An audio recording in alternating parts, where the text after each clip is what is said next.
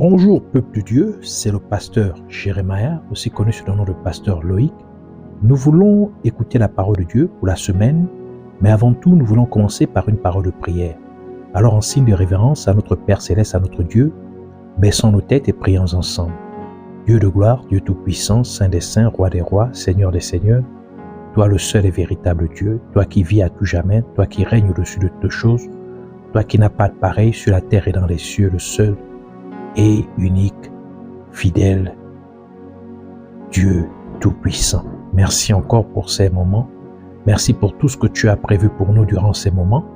Nous venons encore nous humilier au-devant de toi, implorant ta compassion, ta miséricorde, te demandant de nous pardonner pour tout ce que nous avons fait, dit et pensé qui ne t'a pas honoré et glorifié. Pardonne-nous pour nos mauvaises attitudes, nos mauvaises intentions, nos mauvais comportements, nos mauvais désirs, nos mauvaises actions, nos mauvaises pensées.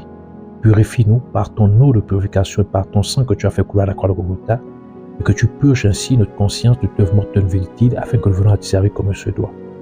Nous venons prendre autorité, nous levons contre tout ce qui s'oppose à la connaissance de tes mystères contenus dans ta parole. Nous venons prendre autorité sur toute principauté des ténèbres, tout esprit méchant dans les lieux célestes et tout maître de ce mal obscur, toute puissance des ténèbres, nous vous lions, nous vous chassons dans les grottes de l'enfer au nom de Jésus. Et nous proclamons que Jésus-Christ est Seigneur, la gloire de Dieu le Père. Nous te prions, Père éternel, afin que tu nous amènes dans la profondeur de la connaissance, Seigneur, de ta parole. Parle-nous, Seigneur. Tu as dit que l'homme ne vivra pas de pain seulement, mais de toute parole qui sortira de ta bouche. Alors, Seigneur, puisses-tu parler afin que nous puissions vivre. Puisses-tu parler parce que tes paroles sont vie et esprit, comme tu l'as dit. Merci encore pour tout.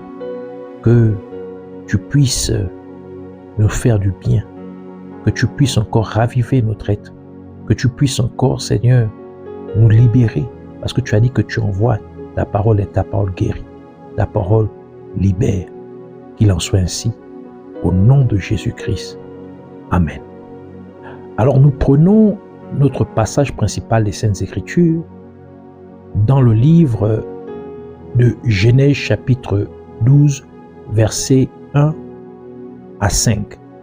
Nous lisons ainsi la parole de Dieu dans Genèse, chapitre 12, versets 1 à 5, au nom de Jésus-Christ. L'Éternel dit à Abraham, « Va-t'en de ton pays, de ta patrie et de la maison de ton père, dans le pays que je te montrerai. Je ferai de toi une grande nation, et je te bénirai. Je rendrai ton nom grand, et tu seras une source de bénédiction. Je bénirai ceux qui te béniront, et je maudirai ceux qui te maudiront. Et toutes les familles de la terre seront bénies en toi. » Abraham partit, comme l'Éternel le lui avait dit, et Lot partit avec lui. Abraham était âgé de 75 ans lorsqu'il sortit de Charan. Abraham prit Sarah, sa femme, et Lot, fils de son frère, avec tous les biens qu'ils possédaient et les serviteurs qu'ils avaient acquis à Charan. Ils partirent pour aller dans le pays de Canaan, et ils arrivèrent au pays de Canaan. Que le Seigneur bénisse sa parole, qu'elle vienne pleine de grâce, de vie, de révélation, de profondeur, de bénédiction et d'onction au nom de Jésus-Christ. Amen. Alors nous voulons continuer dans notre série d'enseignements sur Jésus-Christ dans votre famille. Jésus-Christ dans votre famille. Et pour cette semaine en particulier, le Seigneur voudrait nous parler de Jésus-Christ, fils d'Abraham. Jésus-Christ, fils d'Abraham. C'est le titre de notre enseignement. Dans notre passage principal des Saintes Écritures, nous lisons que Dieu avait ordonné à Abraham de quitter son pays et la maison de son père. Cela implique que cette instruction fut donnée à Abraham avant ce passage des Saintes Écritures. Cela s'était produit avant même qu'Abraham n'arrive au pays de Charan ou encore Haran. Car Charan n'était pas le lieu de naissance d'Abraham, tel que le détaille le chapitre précédent du livre de Genèse. Genèse chapitre 11, versets 31 à 32, qui dit: Térakh prit Abraham son fils et Lot, fils d'Haran, fils de son fils, et Sarah, sa belle-fille, femme d'Abraham, son fils. Ils sortirent ensemble d'Ur en Chaldée pour aller au pays de Canaan. Ils vinrent jusqu'à Charan ou Charan et ils y habitèrent. Les jours de Térakh furent de 205 ans et Térakh mourut à Charan. On comprend donc qu'Ur était le lieu de naissance d'Abraham. Cela implique que c'est à Ur que Dieu avait donné à Abraham l'ordre de quitter son pays et la maison de son père. Et très probablement, comme Abraham l'aurait dit à son père Térakh, Térakh suivit Abraham et Lot alors qu'Abraham se rendait en Canaan. Et ils s'arrêtèrent à Charan, où Térakh mourut. Ur était donc le pays que Dieu avait ordonné à Abraham de quitter. Le nom Ur implique région basse, car la ville d'Ur était située en basse Mésopotamie. Et le nom Abraham signifie Père élevé ou Père exalté. Cela implique que celui qui est censé être élevé ou exalté vivait dans la région basse. De plus, à cette époque, Abraham n'avait pas d'enfant, mais son nom signifie Père élevé. Il s'agit donc de contrastes qu'il fallait adresser. Ainsi, Abraham dut quitter Ur pour Charan ou Haran alors qu'il voyageait vers le pays de Canaan. Or, le nom Charan ou Haran signifie montagneux ou montagnard. D'autres significations veut dire liberté ou feu central. Ainsi, Dieu voulait qu'Abraham quitte la région basse pour une région élevée, afin que sa position corresponde à la signification de son nom, afin que Dieu puisse commencer à changer sa situation.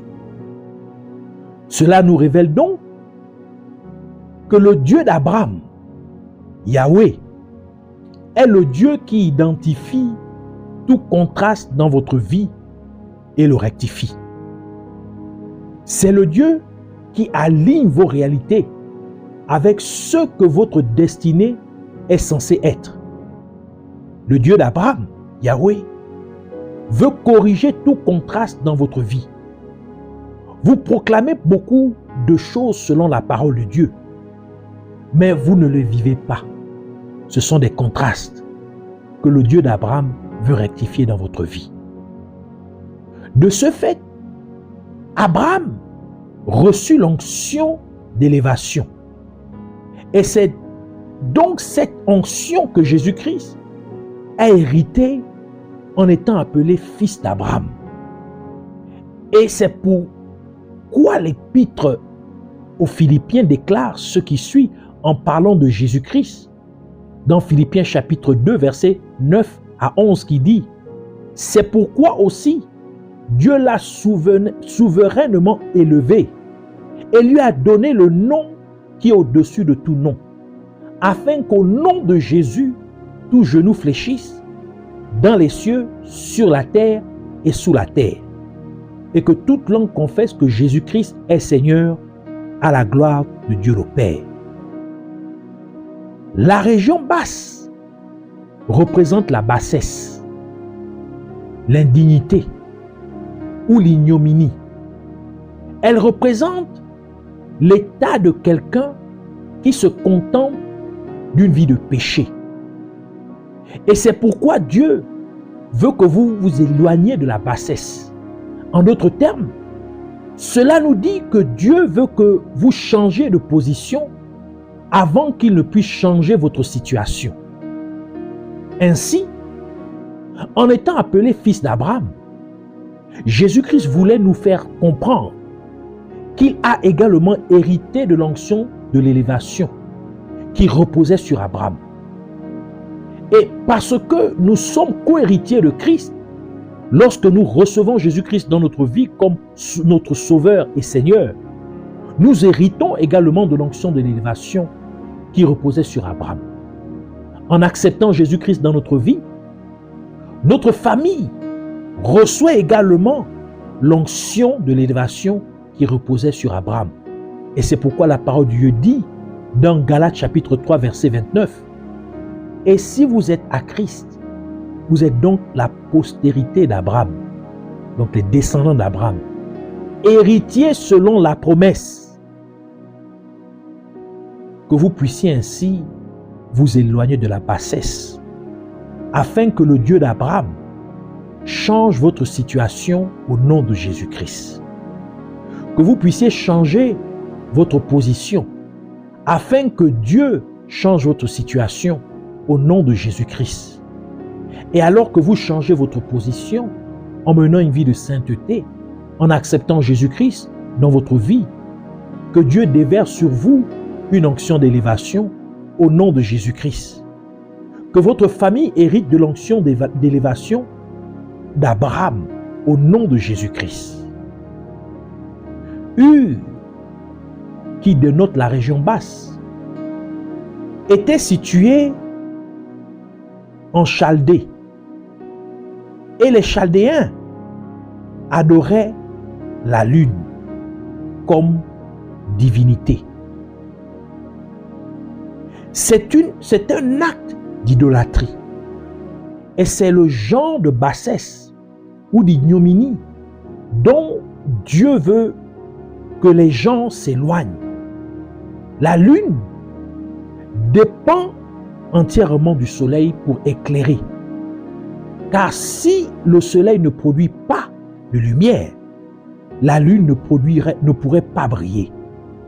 Cela dépend ainsi des personnes qui font confiance aux autres pour leur subsistance ou leurs besoins, au lieu de faire confiance à Dieu. Par exemple, une femme pourrait entretenir une relation pécheresse avec un homme marié simplement parce que celui-ci paie son loyer et lui donne également de l'argent chaque mois. Ou un homme accepterait de coucher avec son manager pour obtenir un emploi ou une promotion. Ou encore des personnes qui courent sans cesse vers des hommes ou des femmes de Dieu pour qu'ils prient pour eux ou pour demander ce que Dieu dit d'elles, au lieu d'apprendre à prier en comprenant la parole de Dieu et en appliquant les principes contenus dans la parole de Dieu dans leur prière quotidienne. Ou encore, un homme épouserait une femme américaine afin de pouvoir obtenir la nationalité américaine. Tout cela est une forme de bassesse. C'est une forme d'idolâtrie. Et c'est pourquoi Dieu a dit ce qui suit par la bouche du prophète Jérémie dans Jérémie chapitre 17 verset 5 qui dit « Ainsi parle l'Éternel, maudit soit l'homme qui se confie dans l'homme, qui prend la chair pour son appui et qui détourne son cœur de l'Éternel. » Dieu veut donc que vous abandonniez la position qui consiste à être dépendant des autres au lieu de dépendre entièrement de lui. Dieu veut que vous vous éloigniez de toute forme d'idolâtrie en lui faisant totalement confiance et en croyant en sa parole. Dieu veut que vous vous rapprochiez de lui par la compréhension de sa parole. Plusieurs années plus tard, Dieu apparut à Moïse sur le mont Horeb, comme le rapporte le livre d'Exode, Exode chapitre 3, versets 4 à 8, qui dit « L'Éternel vit qu'il se détournait pour voir. Et Dieu l'appela du milieu du buisson et dit « Moïse, Moïse !» Et il répondit « Me voici. » Dieu dit « N'approche pas d'ici. Ôte tes souliers de tes pieds, car le lieu sur lequel tu te tiens est une terre sainte. » Et il ajouta « Je suis le Dieu de ton père, le Dieu d'Abraham, le Dieu d'Isaac et le Dieu de Jacob. » Moïse se cacha le visage car il craignait de regarder Dieu. L'Éternel dit « J'ai vu la souffrance de mon peuple qui est en Égypte et j'ai entendu les cris qui lui font pousser ses oppresseurs, car je connais ses douleurs. Je suis descendu pour le délivrer de la main des Égyptiens et pour le faire monter de ce pays dans un bon et vaste pays, dans un pays où coule le lait et le miel, dans les lieux qu'habitent les Cananéens, les Hétiens, les Amoréens, les Phéréziens, les Éviens et les Jébusiens. Ainsi, Dieu s'est présenté à Moïse comme le Dieu d'Abraham. Et il a déclaré qu'il était descendu pour délivrer le peuple d'Israël et pour le faire monter dans un pays où coule le lait et le miel, c'est-à-dire le pays de Canaan. Dieu a explicitement fait référence à Abraham, car Abraham est aussi connu sous le nom d'Abraham, qui signifie Père élevé. Ceci confirme que lorsque le Dieu d'Abraham descend, c'est pour vous faire monter. Dieu a clairement indiqué qu'il était descendu pour les faire monter au pays de Canaan. Et nous savons que Canaan désigne le ciel ou le paradis. Et c'est pour cette raison que Jésus-Christ a dit ce qui suit dans Jean chapitre 6, versets 38 à 40. « Car je suis descendu du ciel pour faire non ma volonté, mais la volonté de celui qui m'a envoyé. Or, la volonté de celui qui m'a envoyé, c'est que je ne perde rien de tout ce qu'il m'a donné, mais que je le ressuscite, donc je le lève. Au dernier jour, la volonté de mon Père, c'est que quiconque voit le Fils et croit en lui ait la vie éternelle, et je le ressusciterai au dernier jour. Donc je vais l'élever au dernier jour. Nous pouvons également remarquer que Dieu a demandé à Moïse d'enlever ses chaussures.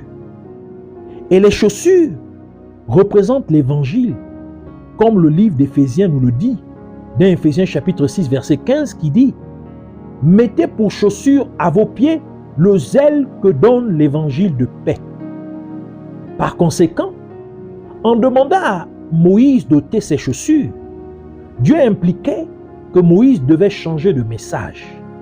Il devait changer d'évangile. Car c'était le moment d'annoncer au peuple d'Israël qu'il devait monter vers un pays où coule le lait et le miel. En d'autres termes, Dieu demande aux dirigeants de ces églises locales à travers le monde entier de changer leur prédication. Car il est temps d'annoncer au peuple de Dieu qu'il doit monter. Il est temps de prêcher au peuple de Dieu qui doit rejoindre sa demeure céleste.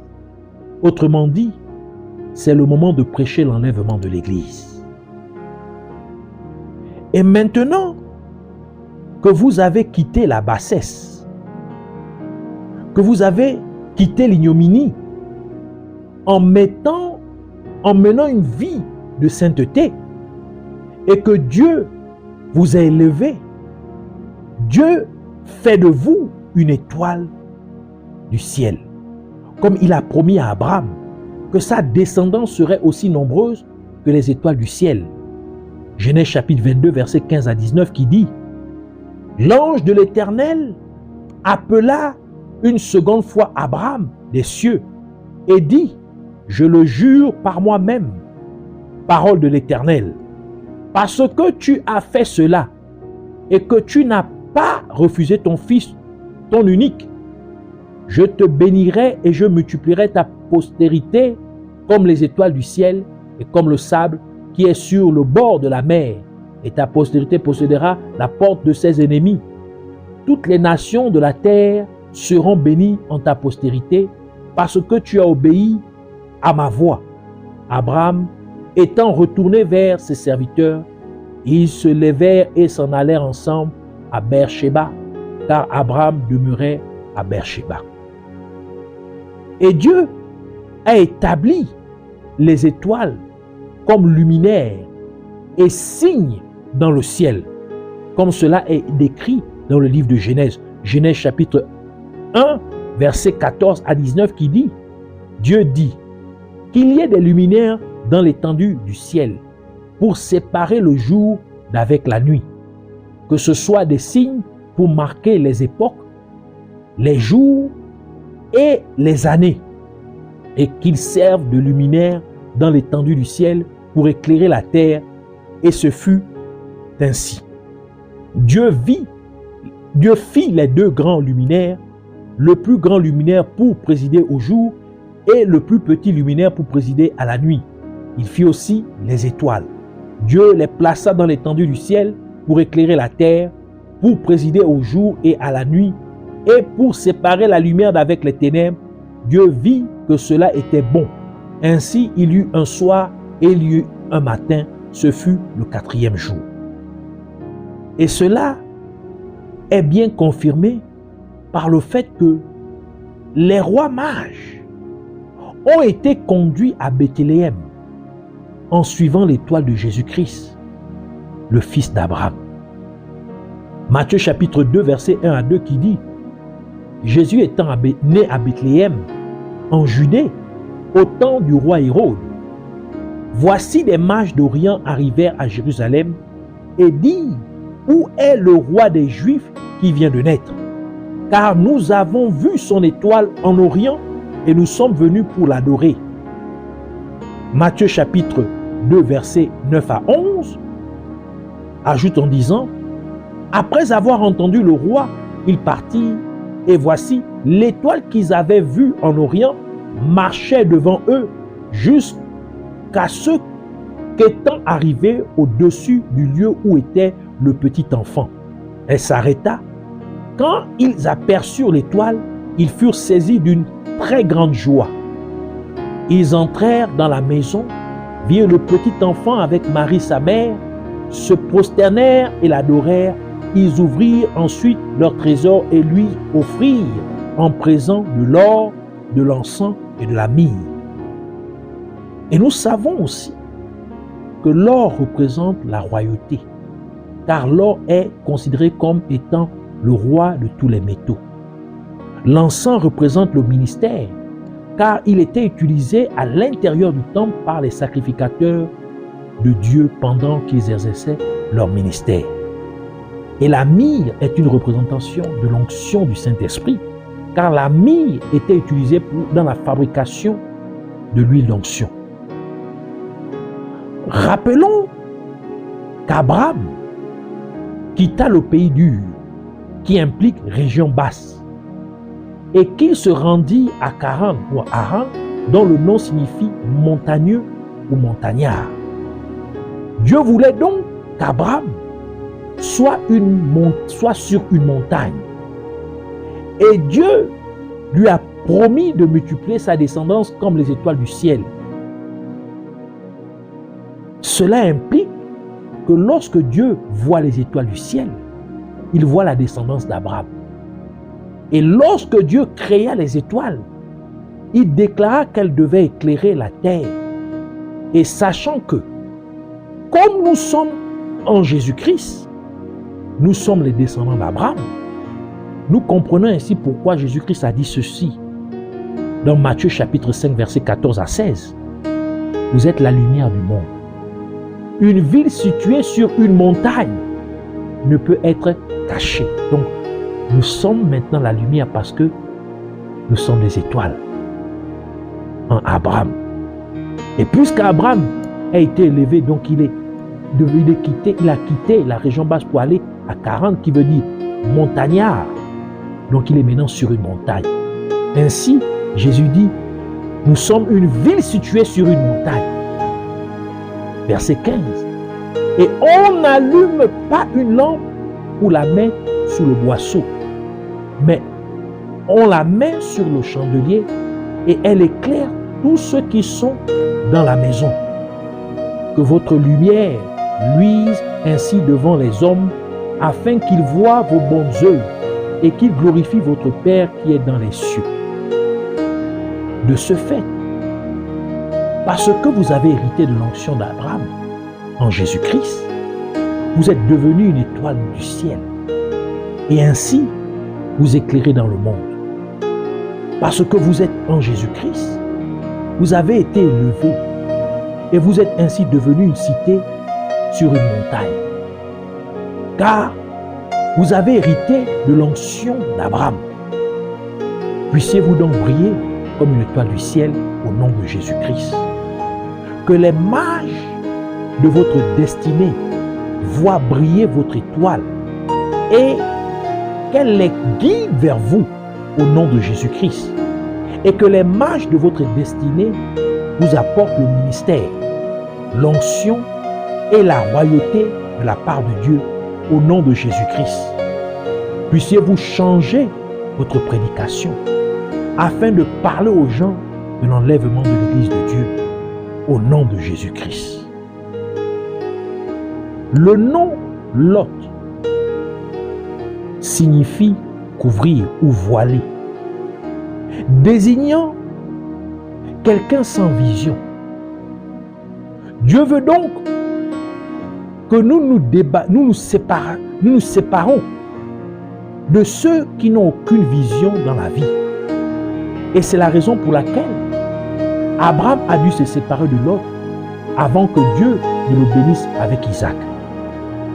Puissiez-vous donc vous dissocier de toute personne qui n'a aucune vision dans la vie au nom de Jésus-Christ. Ainsi, je vous invite à prier avec moi. Et Dieu va vous bénir énormément alors que vous répétez cette prière après moi au nom de Jésus-Christ. Je te remercie, Abba Père, glorieux Sauveur, Dieu fidèle, Yahweh. Merci de m'avoir instruit avec ces révélations de ta parole. Et je déclare que je crois en Jésus-Christ de tout mon cœur. Je crois qu'il a payé le prix pour que mes péchés soient pardonnés. Et comme je suis en Jésus-Christ, je suis descendant d'Abraham. J'hérite ainsi de la même onction qui reposait sur Abraham au nom de Jésus-Christ.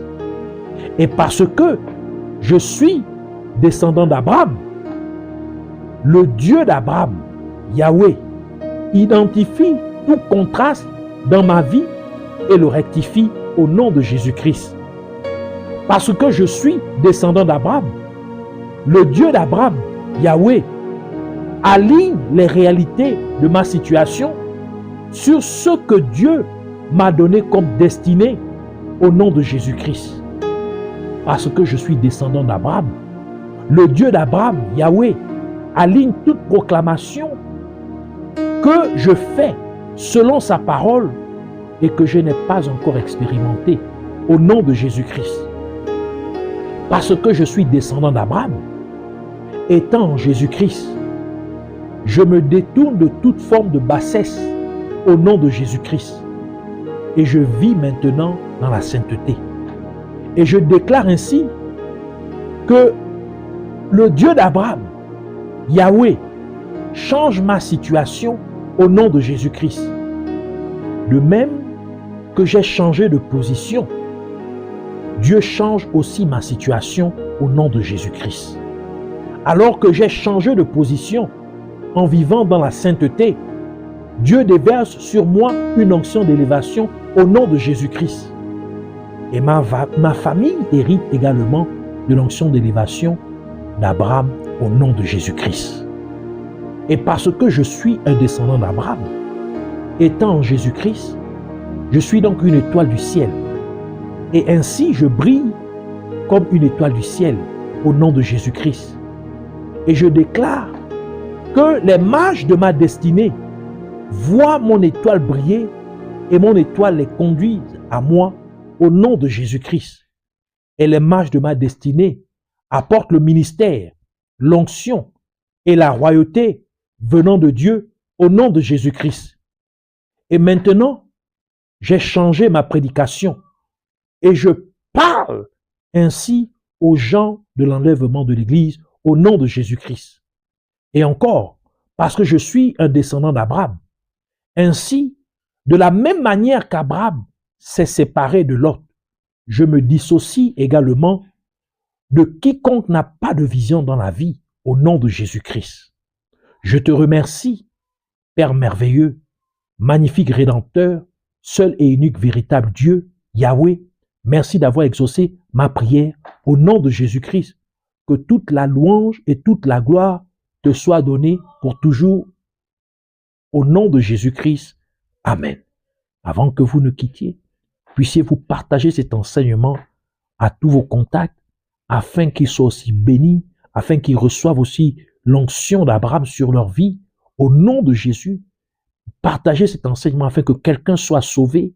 Au nom de Jésus, partagez cet enseignement afin que quelqu'un puisse être prêt pour l'enlèvement de l'Église de Dieu dans ces derniers temps dans lesquels nous vivons au nom de Jésus. Et Dieu vous bénira car la parole de Dieu déclare que l'ouvrier mérite son salaire. Alors, puissiez-vous mériter votre salaire en partageant cet enseignement alors que vous jouez le rôle d'un évangéliste. Au nom de Jésus-Christ. Amen.